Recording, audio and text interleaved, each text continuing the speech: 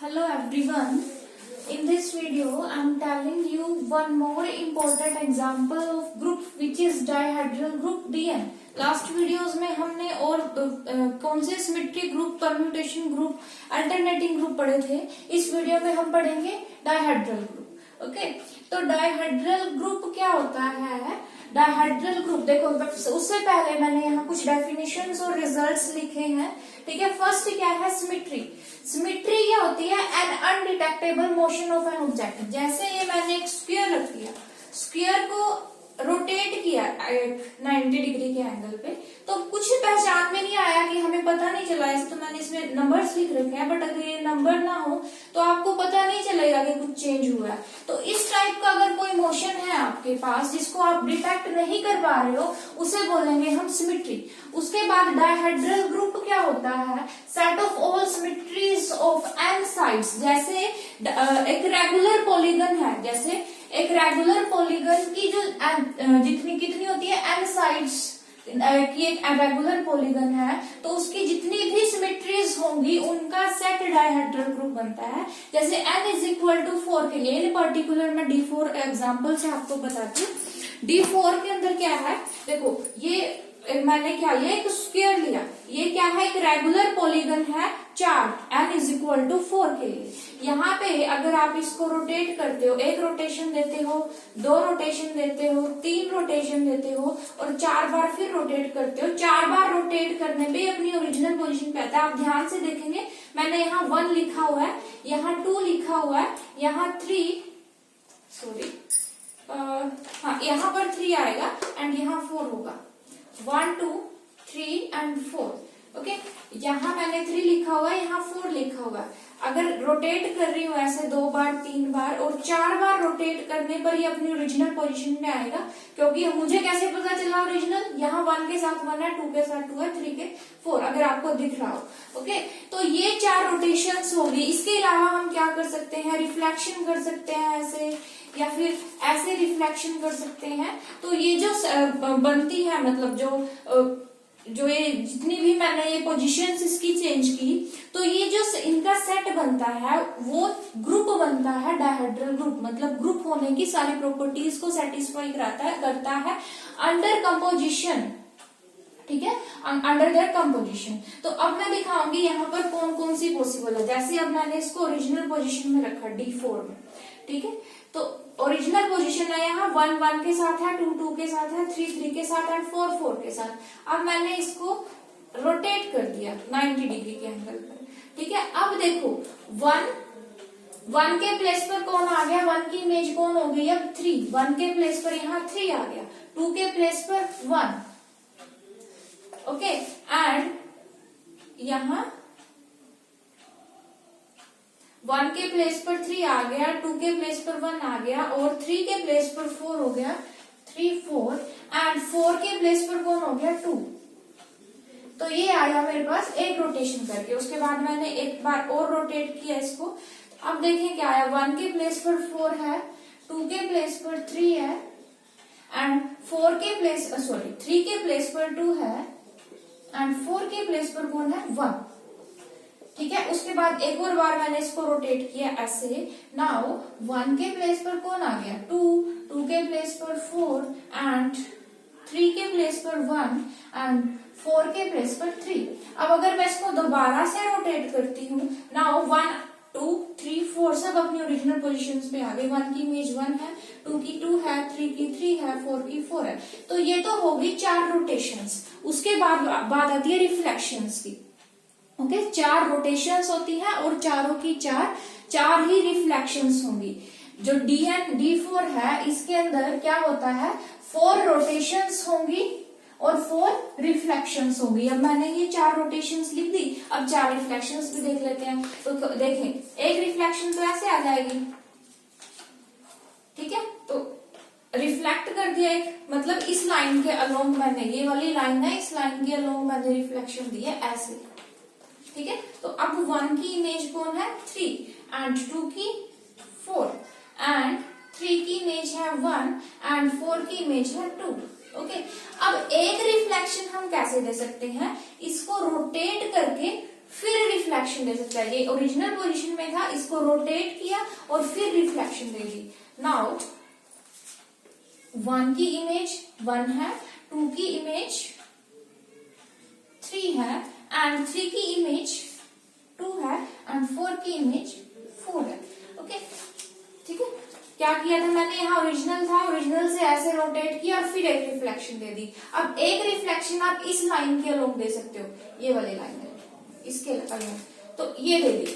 अब देखें अब क्या है, 1 की इमेज 2 है, 2 की इमेज 1 है, 3 की इमेज 4 है, एंड 4 की इमेज 3 है। एक रिफ्लेक्शन ये हो गई। उसके बाद क्या कर सकते हैं, जैसे मैंने बताया था, एक ओरिजिनल पोजीशन पे रख दिया मैंने, अब एक रोटेशन देके अब इस वाली लाइन के अलोंग इसको रिफ्लेक्ट कर दिया। पहले तो एक रोटेशन दी थी और इस लाइन के अलोंग रिफ्लेक्शन दी थी, अब एक रोटेशन देके इस वाली लाइन के अलोंग रिफ्लेक्ट कर दिया ऐसे। ठीक है, नाउ 1 की इमेज 4 हो गई, 1 की इमेज 4, 2 की 2 है, रिपीट तो नहीं हो रहा, नो, 1 की इमेज 4, 2 की इमेज 2 है, 3 की इमेज 3 है, एंड 4 की इमेज 1 है। तो ये कितनी होगी, देखें पूरा सेट, यहाँ ये ऊपर 4 रोटेशंस हो गई, नीचे 4 रिफ्लेक्शंस हो गई। अब आप एक बात ध्यान दें, ये जो 4 रोटेशंस हैं, ठीक है, आप मतलब इसी, ये जो मैंने पहली रोटेशन दी थी, इसी को जैसे हम अगर परम्यूटेशन की प्रोडक्ट करते हैं ना, जैसे परम्यूटेशन की प्रोडक्ट करते हैं साइकिल्स में, आप इसको लिख सकते हो।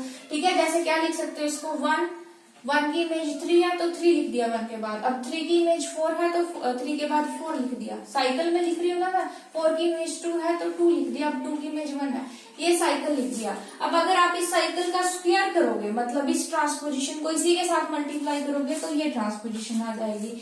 फिर अगर इसका क्यूब करोगे तो ये वाली ट्रांसपोजिशन आ जाएगी, और अगर सॉरी ट्रांसपोजिशन नहीं हम बोलेंगे, रोटेशन, ये रोटेशन आ जाएगी, और अगर इसकी पावर 4 करोगे तो आइडेंटिटी आ जाएगा। तो ये हमारे पास ए है। हर एक केस में यही होगा। अब ये जो चारों की 4 रोटेशंस है, इनकी 4 पावर करोगे, क्योंकि ये 4 ऑर्डर का साइकिल बनाएगी। जैसे मैंने इसको साइक्लिक फॉर्म में लिखा है परम्यूटेशन को, आप इन चारों को साइक्लिक फॉर्म में लिख सकते हो। ये क्या बनेगी, इनकी पावर 4 करने पर आइडेंटिटी आएगा। तो इसीलिए मैंने क्या नोटेशन दी है, D4 के अंदर 2 टाइप के एलिमेंट्स होते हैं, एक ए और एक बी। ए टाइप के एलिमेंट्स की पावर 4 करने पर आइडेंटिटी होगा। ये ए टाइप एलिमेंट्स होंगे, ये 4 एलिमेंट्स, इनकी पावर अगर आप 4 करोगे साइकिल में लिख के तो आइडेंटिटी आएगा। अब अगर इनको साइकिल में लिखने की कोशिश कर रहे हो तो ये क्या होगा, ये देखिए, अब देखो इसको साइकिल में लिखने की कोशिश कर रहे हो, ये कितने ऑर्डर के साइकिल बने, चारों 4 ऑर्डर के। तो रोटेशन का जो ऑर्डर रहता है वो 4 रहता है। ठीक है, अब इसकी पावर करोगे, नहीं 4 तो नहीं रहता, वैरी भी कर सकता है, ये गलत बात है, ये मैंने गलत बोल दिया। अब देखिए इसको अगर आप साइकिल में लिखना चाहते हो, 1 की इमेज 3 एंड 3 की इमेज 1, तो 1 3 हो गया, 2 की इमेज 4 एंड 4 की इमेज 2 4 हो गया, है ना। तो ये क्या बना, 2 ट्रांसपोजिशंस की प्रोडक्ट बने। अब एक इसका ऑर्डर कितना होता है 2, इसका ऑर्डर कितना होता है 2, तो प्रोडक्ट का ऑर्डर क्या होगा, LCM of 2, 2 which is equal to 2। तो क्या आ गया, प्रोडक्ट का ऑर्डर 2 आ गया। तो ये रिफ्लेक्शन थी, ये क्या थी, रिफ्लेक्शन। रिफ्लेक्शन का स्क्वायर, किसी एलिमेंट का अगर 2 है तो उसका स्क्वायर करने पर आइडेंटिटी आना चाहिए, तो बी स्क्वायर करने पर आइडेंटिटी आएगा। रिफ्लेक्शंस जो होंगी उनका स्क्वायर करने पर ये दोनों, ये चारों की 4 क्या बनेगी, या तो एक 2 साइकिल बनेगी, या फिर क्या 2 ट्रांसपोजिशन की प्रोडक्ट बनेगी, या तो एक ट्रांसपोजिशन बनेगी। जैसे ये है, यहाँ सिर्फ बनेगा 2 3, क्योंकि 4 की इमेज 4 है, 1 की 1 है, वो लिखने की जरूरत नहीं है। यहाँ क्या बनेगा 1 2 एंड 3 4। ओके, यहाँ क्या बनेगा 1 4। तो आप इन जो भी ये मतलब जैसे हम परम्यूटेशन में काम करते हैं, परम्यूटेशन ग्रुप में इनकी प्रोडक्ट करके देख सकते हो, तो वो एक ग्रुप बनेगा, यहाँ क्लोजर भी होल्ड होगी। तो इस ये जो सेट है इसको हम बोलते हैं डायहेड्रल ग्रुप D4। अब इसके अंदर मैं आपको इसकी प्रॉपर्टीज बता देती हूँ। 2 रोटेशंस की प्रोडक्ट हमेशा रोटेशन आएगी। आप इन दोनों की प्रोडक्ट कर रहे हो या फिर इन दोनों की, तो वो हमेशा एक रोटेशन आने वाली है।